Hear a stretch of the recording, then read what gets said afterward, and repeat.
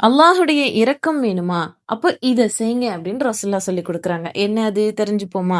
இரஹமு மன் fill அர்லி யர்ஹமக்கும் மன் ஃபிஸ் ஸமா. பூமியில இருக்கிறவங்களுக்கு நீங்க இரக்கம் காட்டினா, வானத்துல இருப்பவன் உங்களுக்கு இரக்கம் காட்டுவான்னு ரசூலுல்லாஹ் சொல்றாங்க. பூமியில இருப்பவங்கலாம் யாரு? நம்முடைய உறவு அல்லாம நம்மகிட்ட வேலை பார்க்குறவங்களா இருந்தாலும், எந்த மனுஷனா இருந்தாலும் அவங்க கிட்ட மென்மையா நடந்துக்கணும்.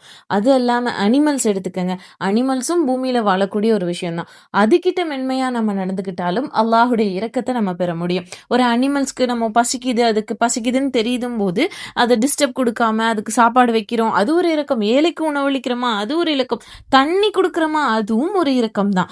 அதே மாதிரி நோயாளியை விசாரிக்க செல்றதும் ஒரு இரக்கம் தான். மனுஷனை மன்னிக்கிறதும் ஒரு இரக்கம் தான்.